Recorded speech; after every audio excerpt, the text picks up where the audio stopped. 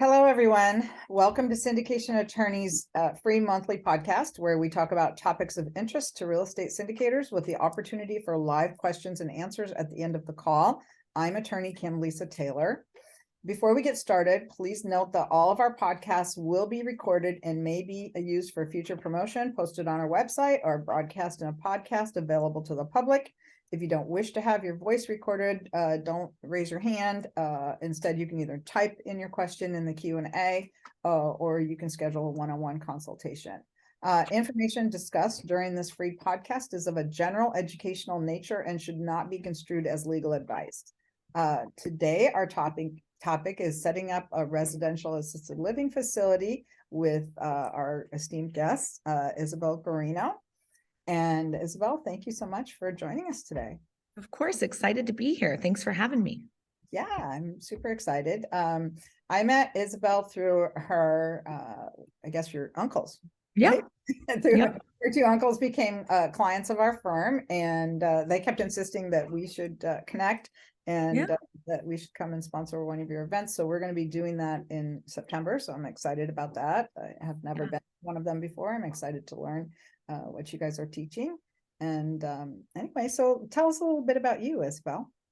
Yeah, I'm Isabelle Guarino, the COO of Residential Assisted Living Academy. And we're basically the #1 educators on residential assisted living. I currently own and operate 3 care homes in the Phoenix market. And we've taught, tens of thousands of people how to do what we do. So I really love this industry. It's close to home for me. We got involved because my grandmother needed care. She fell and broke her hip and needed 24/7 care. And we quickly found that there was not enough quality options in this real estate sector. And so, did some math and realized, wait, we're going to be paying $5,000 a month for her to live in one of these homes, or we could own and operate it. She could live for free and we could cash flow $10,000 a month. And it made a whole lot of sense to get involved at that point. So that's really what got us involved. And it's been quite the journey ever since. Wow, that's an amazing story that, it kind of arose out of your own need, and you realize that there's a niche here that, we all have aging family members, and, of course, we're all aging ourselves and need to be thinking about what's going to happen to us in the future. So what is the difference between residential assisted living and like a nursing home? Yeah, great question. The big box facilities are usually a little bit more lacking in care, let's say, right? The typical ratio is 30 seniors to 1 caregiver. And in our homes, it's a 4-to-1 or 5-to-1 resident to caregiver ratio. So it's significantly higher quality care. And also it's not a large commercial facility, right? Long hallways where the dining hall is, 30 yards from your room. It's a regular single family home. Just instead of 2 kids, mom, dad, and the dog live in there, you've got 6 to 16 seniors with their own private bedrooms and bathrooms, but in a residential neighborhood and in a residential home. Wow. Well, that sounds a lot better. Definitely. And so I guess what kind of care do you give versus, are you giving medical care, or is it really just taking care of people, making sure that they get proper nutrition and, safe and sanitary housing? How is it? Yeah, in assisted living, usually seniors move in when they need help with 3 to 5 ADLs, activities of daily living. So that's anything from getting up out of bed to bathing, eating, brushing your hair, brushing your teeth, moving around, whatever the case is. So you don't move in until you need usually help with 3 to 5 of those. And then if you need more care, right, medical attention, doctors, IVs, gurneys, that's where you'd need to move into a nursing facility or a nursing home. So we're not licensed for that, but we are licensed for assisted living and or memory care. Tell us again what those 5 ADLs were. There's a whole bunch of them, but bathing, eating, standing, walking, feeding, I think there's a list of like 30 ADLs. Okay. Really anything that you do from the moment you get up out of bed to the moment you go to bed at night. Right. Anything that you need help with that you can't really do on your own. Yeah. Well, that's interesting. I had never really heard about that before. Yeah. So what kind of properties, like, can you just put, can you convert any residential facility or any residential house into one of these facilities? You probably could, but I would always focus on something with a larger footprint and then single level, ranch style if possible. Now you can do it with multi-level. We've got plenty of students who have 2, 3, even 4-story homes. You just add in a chairlift or an elevator and you can make it work. But being on a 1-story home is definitely always going to be a lot better and easier. And then I think that it's also important to know, the demographics of the area. That's always vital. I want to be around the 50 to 70-year-olds who are upper middle class, who make twice the median income. And that's where I want to focus my efforts. And why is that? That is daughter Judy. That's the adult child who's usually putting their loved one in your home. She's the one paying for the care. She's the one searching for the care. So I want to be as close to her as possible because she wants mom right around the corner from her. She doesn't want to have to go far away, And what size? So you said larger footprint. Are we looking for 3,000, 5,000 square foot homes? What? With 6 to 16 seniors in the home, right, you're going to want 300 to 500 square feet per resident.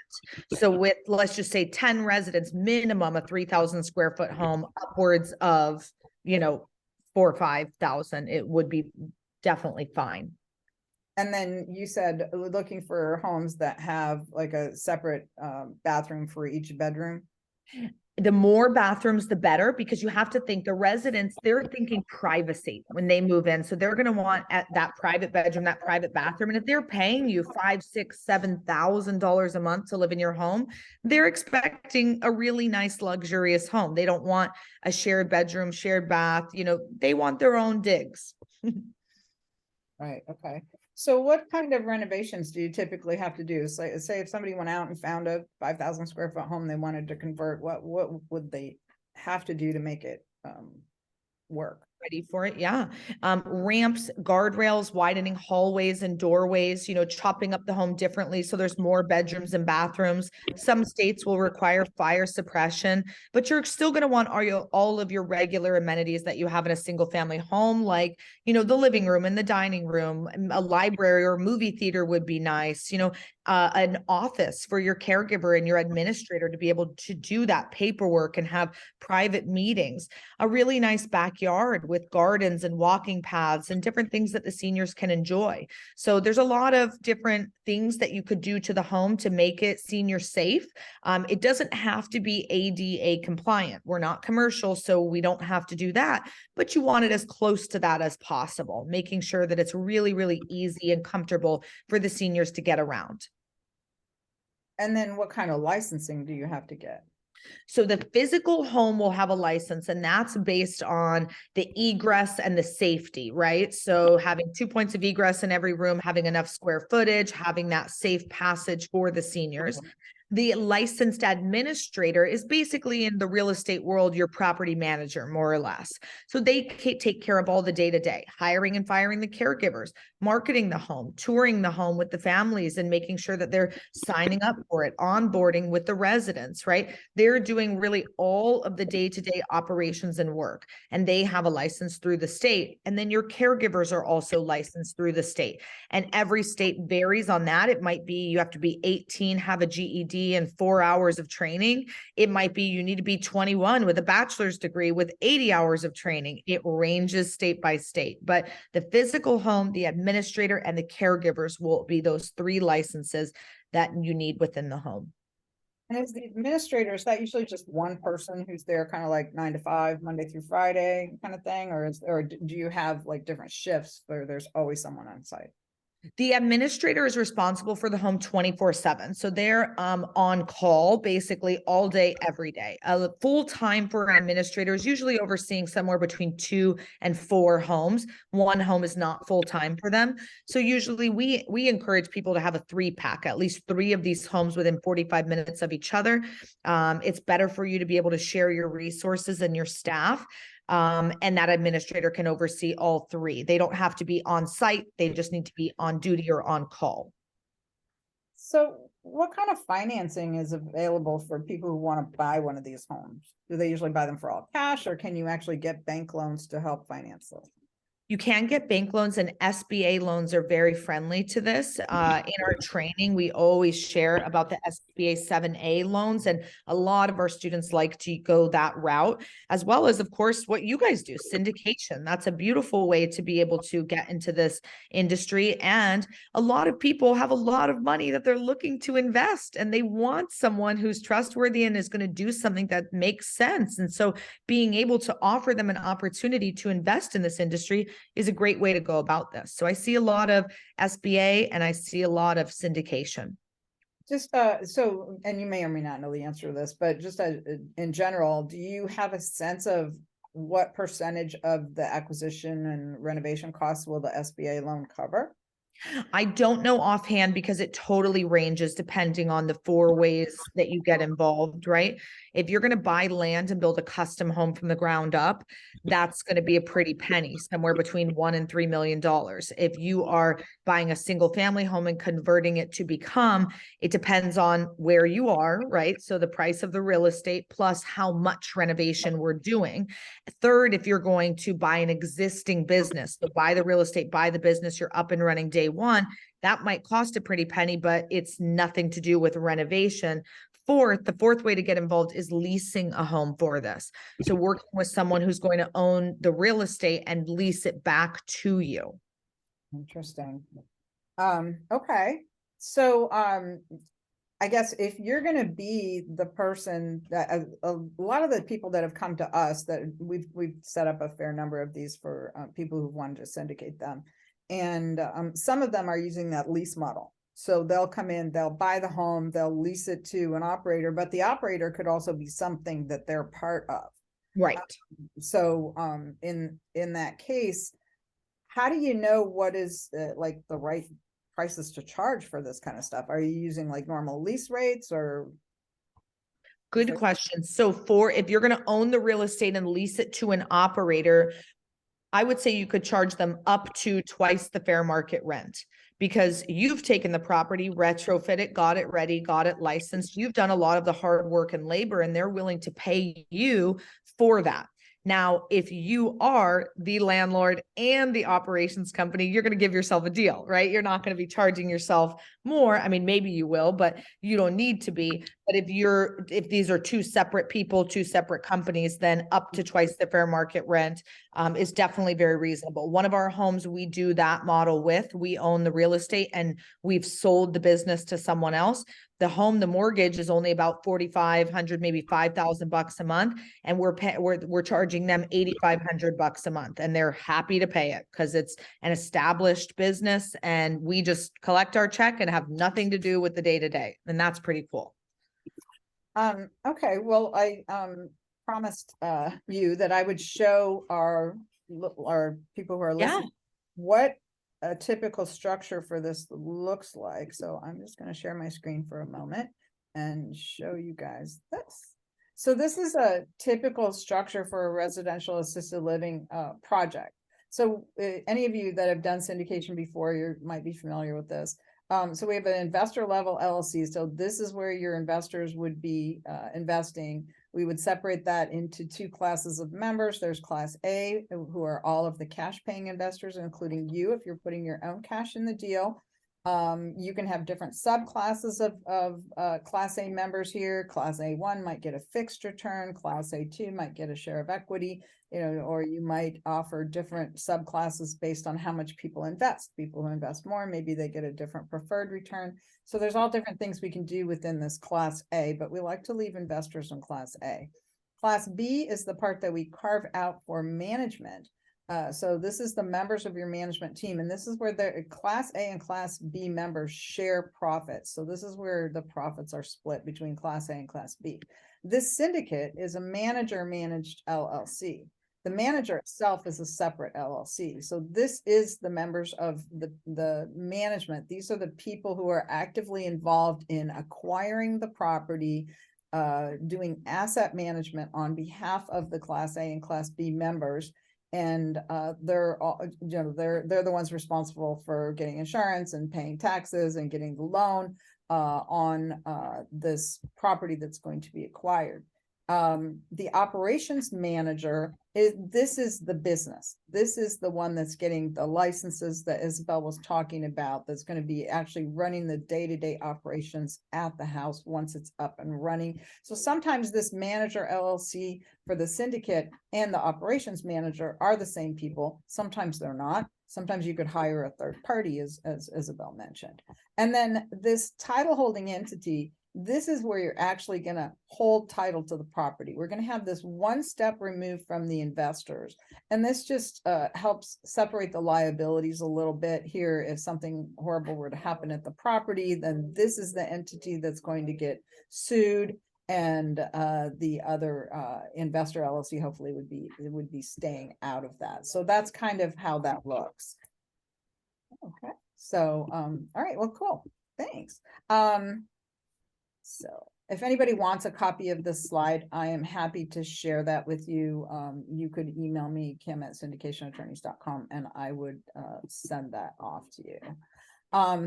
All right. So if you're going to be the landowner, you don't have to work in the home. You can hire third parties. We've already established that. Talked about the syndicate structure.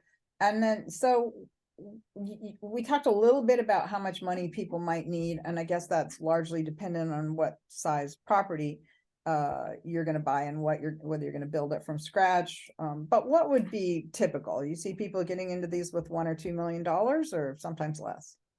Yeah, it really ranges on which of the 4 routes that we talked about earlier, as well as what part of town you're in. You know, Oklahoma is completely different than New Jersey. So it really, really ranges. But I would say I've seen people in, you know, on the leasing end for as low as $100,000. And I've seen people in on the building end for as high as 3 million. So it's a huge range. Okay. So that's all doable, you know, especially if you're going to be getting a bank loan for part of that, then, you know, a $1 to $2 million raise is very comfortable for syndicators. What kind of, do you have some kind of models that your students use to figure out how, you know, what kind of income this is going to generate, what kind of returns they can offer their investors? Yes, we do have a profitability calculator that we like to use. It's a little free tool that you can kind of plug and play and say, we're going to spend more on this and less on this. You know, the money's coming in from this person or XYZ. And you can find that. I'll drop it in the chat if everyone, I don't know if everyone will be able to see. Oh, no, I can only chat with host and panelists, maybe in the Q&A. Then I'll put it in there. Oh, okay. RAL101.com. You should be able to grab that there. And there's a bunch of free stuff for you. RAL101.com. You can grab the profitability calculator. There's a free webinar, a free book, or you could schedule a discovery call if you ever want to chat with me or any of the team members. Oh, perfect. Okay, great. And so how many people are on your team? Yeah, we have about 30 people. Wow. That's great. Okay. And so I guess part of these people are involved in the academy. Part of them are helping with the facilities that you own. Right? No, only with the homes, that's a totally separate company. The homes, just those 30 are for the academy. All of the people who teach and train with me, they were past students. So they came to the class, they learned how to do this. They went back and opened their own homes in their respective states. So I don't own any piece of their home and they don't own any piece of mine. We're just all in the business together, teaching others how to do it. Excellent. And so do you do these academy locations all around the country?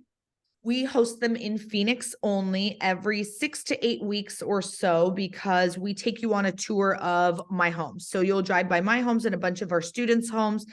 So we have them out in Phoenix. Our next one is March 2nd through the 5th.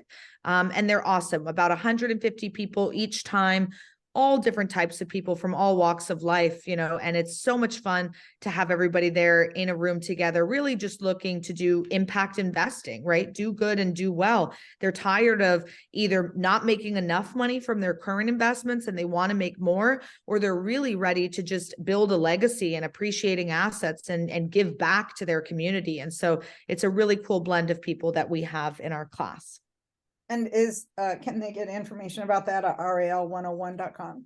Yes, there is information about that there. And I know you're going to be joining us at our national convention in September, which I'm so excited about. That's a much larger event. There's usually like 700 people there, and all of those are care home owners and operators and people in the industry. It's not as educational from my perspective, it's from your perspective. So you're able to teach them all sorts of different things that they're going to need or that are involved in, the journey of being an RAL homeowner. So that'll be really fun too. And that one has a different website. That one's got a different website, RAL NatCon or NATCON.com for RAL National Convention. And yeah, that one's going to be really fun. We will be there. So hopefully a lot of you will be able to join us there too. Excellent. Okay. I'm kind of jumping ahead here, but I got excited about it. Yeah, no worries. You guys are doing. And I know that some of the people that are on the call are going to be interested in attending some of these, and I'm thinking about it too, for sure. Okay. So we've, let's see, how in the world can you figure out what you're able to charge per bed? In a great question.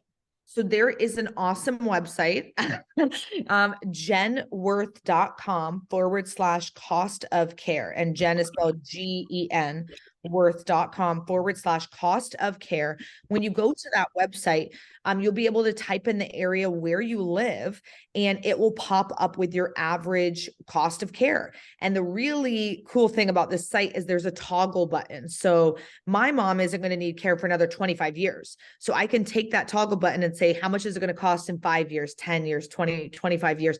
And the cost of care has gone up 79% over the last 10 years. And it's only going to keep going up because the baby boomers are not in assisted living yet. It's the silent generation right now. And there's 47 million of them, but there's 76 million baby boomers. And we're currently 1.3 million beds short. The NIC is projecting we're only building 50,000 beds per year. This is a massive supply and demand issue. It's going to be the biggest crisis our country, our world has ever faced. It was a world war that made the baby boomers such a large generation. So this is going to be a huge opportunity. I always tell everybody, even if you don't want to own a residential assisted living home, that's fine. Do something in this sector. Follow the money. The silver tsunami of seniors is coming, and we cannot stop it. So you might as well ride the wave and take advantage some way, somehow. Wow. Well, that's some staggering statistics there. Yeah.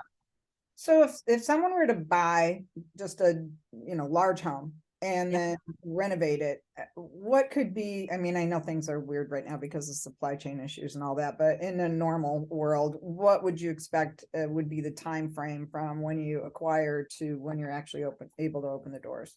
Great question. If you're starting with that larger footprint already, for example, the 2 homes we bought that were single family homes and we just converted them a little bit differently. So they started as like 6 bed, 5 baths, and we turned them into 10 bed, 10 bath without adding on an addition. It was just chopping it up differently, right? So, and we still have all of the regular rooms, the living room, dining room, kitchen, everything that you need.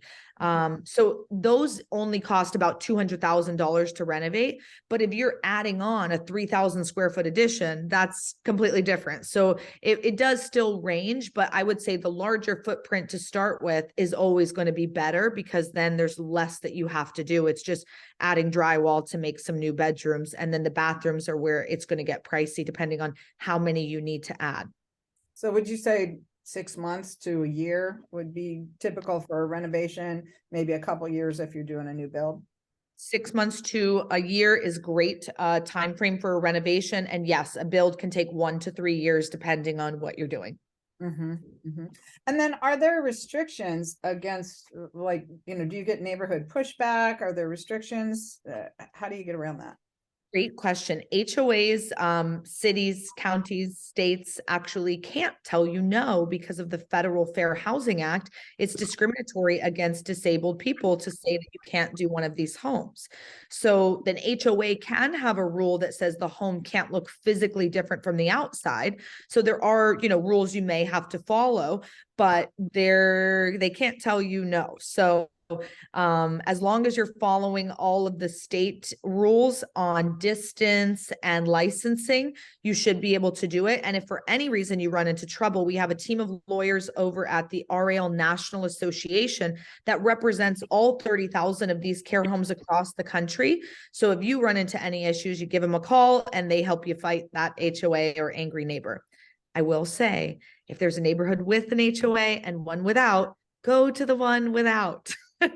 I know that's not possible in every part of town. You know, some people are like, every neighborhood has one. I get it. But the more that you can do to avoid a fight, avoid it. So yeah, path of least resistance is always the best way to go, right? Yes. And so tell us a little bit more about this RAL National Association. What do they do? Yeah, so that's one of our companies, and it basically is just a free resource for care home owners. It's got a bunch of different discounts and opportunities for those care home owners to, get connected in the community. And it has legal updates.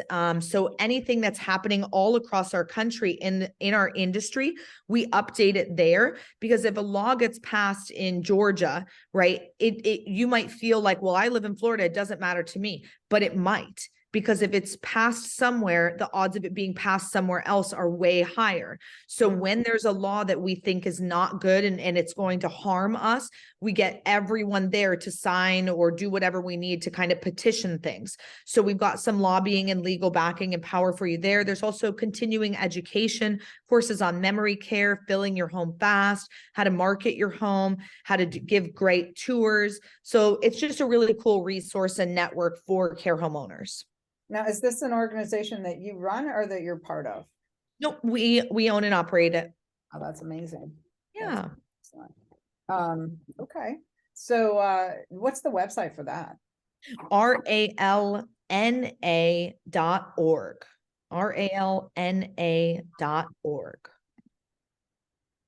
Okay, great. All right, so we've given quite a few websites in there. I hope you guys are saving all of that. If you don't know how to save the information in the chat, if you go down to where you would type in a message, there's 3 little dots off to the right. If you click on that, you get a pop-up and it will say save chat.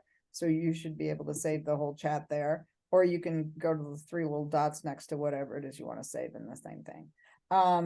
Okay, so what would you recommend if somebody is like super psyched about doing this? What would be their next steps? Great next steps is to go to that first website we dropped in the chat, ral101.com, and really find out if this is the right fit for you. So we do host 3-day trainings, like I mentioned before, in Phoenix, Arizona. We also have an online home study course. If taking that next step is the right move for you, definitely schedule a discovery call and chat with the team and see, what might be the best option for you so that we can get you connected and start getting you involved. So we can get you learning everything you need to learn and then get you rocking and rolling to opening your first home. And come to the national convention. Yes. Okay. And again, when is that one going to be? The national convention is September. I guess it'd be 8 and 9, 7, 8, and 9. In Phoenix. So get your tickets for that. We'll definitely be there. Okay. Anything else that we didn't cover that you think we should tell everybody about? I'm happy to answer any questions that you guys have. I know there's been some good ones in the chat. I've been typing as we've been, able to be here. We can read them out loud for anybody else who might want to. Yeah, we always want to ask the questions live. All right. So Deepak asks, where would we look to find current market rents for assisted living facilities? So rentometer.com is a great website that will show you comparable rents in the area for single family homes, not for RALs, but for single family homes. So then you're able to see what the average rent for that area is, and then up to twice the fair market rent once you've renovated it, got it licensed, all ready to go, would be something that you'd be aiming for your rent there. Okay. And let's see, an anonymous attendee says, I couldn't find the worksheet on the website. Could you direct? So I think he's talking about the a profitability calculator. calculator, yes. So that's at RAL101.com. And when you're on that site and you scroll just maybe 1, 2 down, you've got the free book. And then right there in the middle, it says see potential profitability. And then you can click on that. Okay. And so Ian says your passion is showing, Isabel. Good for you. So yes, that's always I good. love this industry. And Rashish says, does a caregiver have to be present at the care home 24/7? You do need 24/7 awake staff, but the caregiver does not have to live there. You're going to do shift work, 8, 10, or 12-hour shifts, and you'll want that ratio to be 4:1 or 5:1. And then what about like background checks? Do you do background checks on everybody, or what's recommended for the industry? You can do them on your caregivers. You don't have to, but you can. But I always, when I hire people, like to call previous recommendations, see kind of where they came from, what their background is in working. Did they have a good experience at their last job or not? It's a very tight-knit industry, so people will be pretty open with you. Okay, good. Let's see. Somebody says, thank you. So Neil asks, can I ask a syndication question? Of course, Neil, you can ask me anything you'd like. So let's see. And let's see. Rashish asks, is video surveillance legal? I guess you can. Yeah, you can have videos in the home, but not in the bedrooms or bathrooms. But I do tell my staff to pretend that there are cameras everywhere, because cameras are very small these days, and you never know where daughter Judy might hide one in the room. So you want to act like you're on camera 24/7 and behave that way. But for us, we do have them in the home, interior and exterior. Most of our homes have like 20+ cameras because I want to see everything that's going on, but no bedrooms and bathrooms. That's a HIPAA violation. Right, unless they want to put it in themselves. Okay, all right, so Neil asks, how do you set up a syndication for something like residential assisted living where the return won't be seen for a year or two? If I buy a multi-unit apartment building, I can get cash flow right away. I need long-term investors. It's the same as for a development project. Neil, you just tell people that we're in the setup phase. There's not going to be any returns. Your returns can accrue during that time period, but you're not going to pay them until there is either sufficient income from cash flow or some kind of a refinance or something like that. And then you would go back and you would make up arrearages in any kind of preferred returns that weren't paid during the development time period or the renovation time period. So it's very common in a development or a heavy renovation project that you wouldn't have Isabel, let me handle these questions. Okay. Yeah. Does a syndication model do pre-development entitlement costs? It can. So you can actually use the syndicate to acquire raw land. You could use it to acquire an existing building. You can do it for renovation costs. Whatever you're not getting from a bank is what you're going to need to get from your syndication model, or you're going to have to put up your own cash to do that. So yes, and so if you're going to be doing a development project, you're going to be doing it one by one, like as staged, right? Like, so you only raise what you need when you need it. You never want to have money hanging around in a bank account that isn't invested, because then it's not generating a return and it's diluting the returns to everyone. So you raise the money when you need it. If you only need to raise, a couple $100,000 to do the entitlement costs, then that's what you raise right then.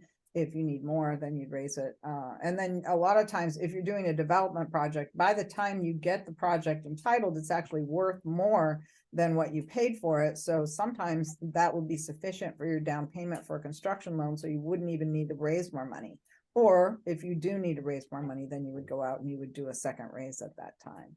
Okay, so that's fine.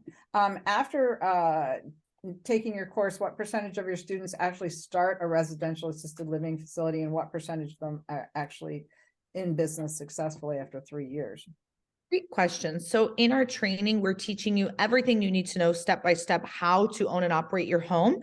And then after the fact, we do offer coaching or mentorship. So for those who go forward with our coaching, I'm in touch with them all the time, right? And those students are almost all successful within 3 years if they decide to continue doing it. Of course, there's some people who say, I don't even want to do this anymore, and they decide to quit, and that's fine. But for those who come to the class and don't move forward with our coaching or mentoring, I don't really see or hear from them much after, until they come to our national convention or something like that and run over to me and say, hey, I opened my home, and then I'm excited for them. But if they don't do coaching or mentoring, I'm not in touch with them as much, so I don't have that statistic. But for those who do work with us, it's extremely high of who is successful. And I can tell you from our experience that those that have coaches accelerate their growth and are much more likely to grow bigger, do more deals, and eventually do bigger deals than those that don't have coaches. We see a lot of people that'll do 1 or 2 deals that don't have a coach, and that's about all they ever do. Or we see people that have a coach that will use their coach for the first 2-3 years. And then after that, they've kind of got enough experience. They don't necessarily need it, but they keep coming to the events for the, just for the excitement and the, getting together in the community and keeping those relationships alive. So, so we've seen a lot of that. So yes, if you want to increase your odds, get a coach in any kind of syndication model or real estate model. And certainly with this, because there's even more moving parts to this than there are in just, buying and renovating an apartment building and then hiring a property manager to run it. Yes. So yes, Neil, can we help set it up? Yes, we set up all those structures that we showed you in that slide. We do all of that. Plus we do the private placement memorandum, subscription agreements, all of your entire offering package, and we help you understand what the rules, the securities laws are that you have to follow, and how you have to document that to make sure that you're following all the applicable rules when you're raising money from private investors. So yes, we do all of that.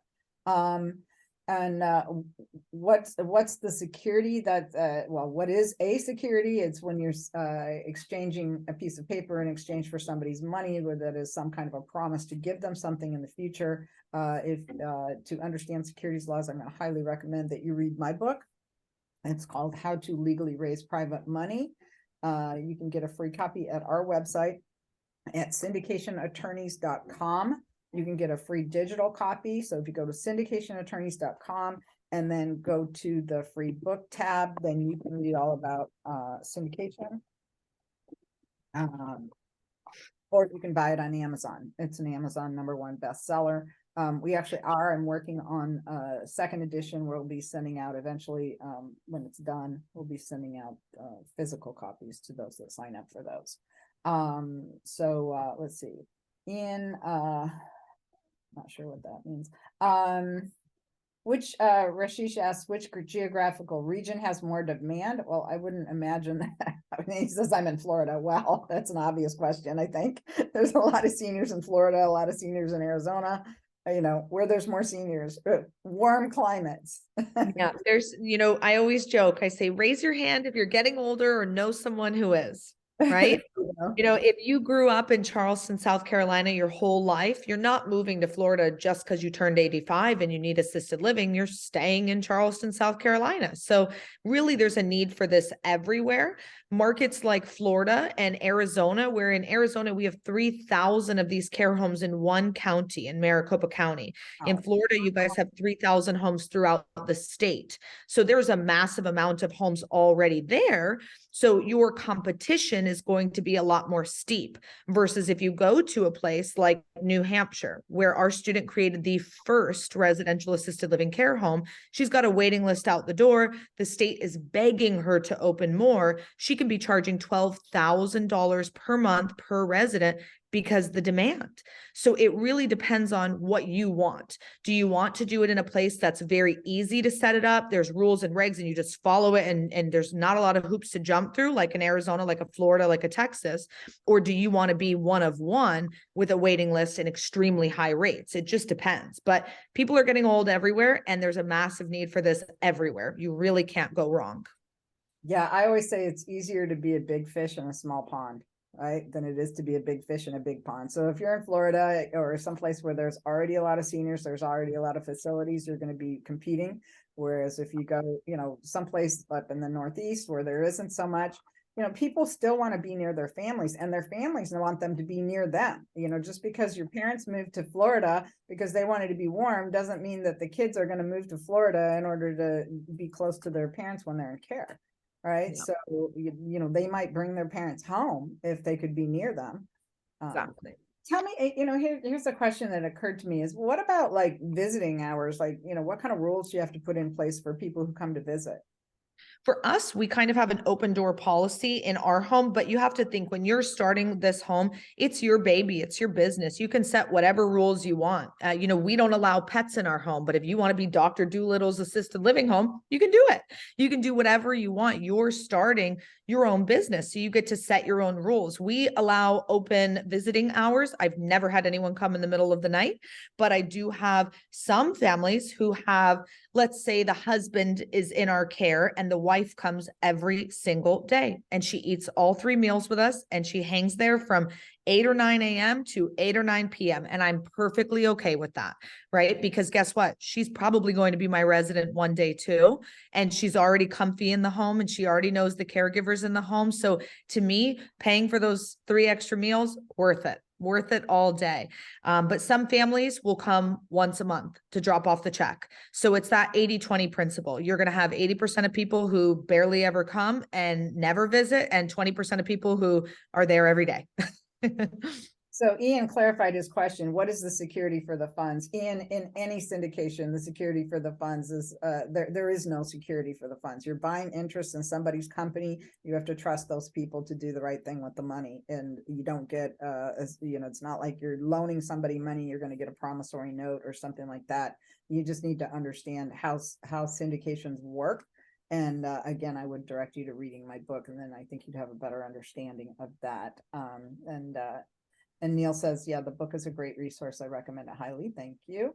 And Deepak asks, are there any tax incentives from the city or the county that it's in?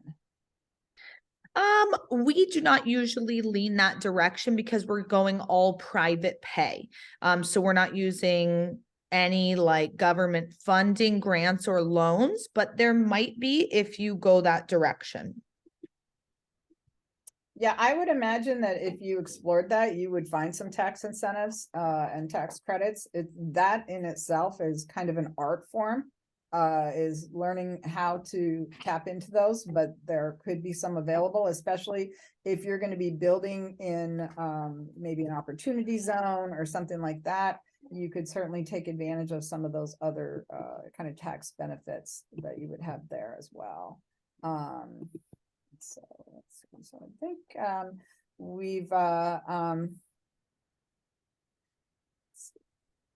the title of my book is How to Legally Raise Private Money. How to Legally Raise Private Money. So again, you can get that at syndicationattorneys.com. You can click on the free book tab to get the digital download, or you can there's a link there where you can go to Amazon and purchase it. So I think we've covered all the other questions that there are. I don't see anything else in the chat. It looks like we've covered everything. Anything else that you want to share with the audience, Isabelle? I really appreciate you guys letting me be here, and hopefully this piqued some of your interest. I always say, I guarantee you're going to get involved in senior housing one way or another. You're either going to be lying in the bed or having a loved one lie in the bed, writing the check for them, or you could be owning the real estate in the business, cash flowing, and giving your own loved ones a place to live if and when they need it. So be sure to just check it out, gather whatever information that you need. And I hope to see many of you at our national convention with me and Kim. It's going to be a lot of fun. So if you guys need anything, schedule a call with me or the team, RAL101.com. Look forward to chatting with some of you then. Okay, thanks so much. Thanks, everybody. Have a great day.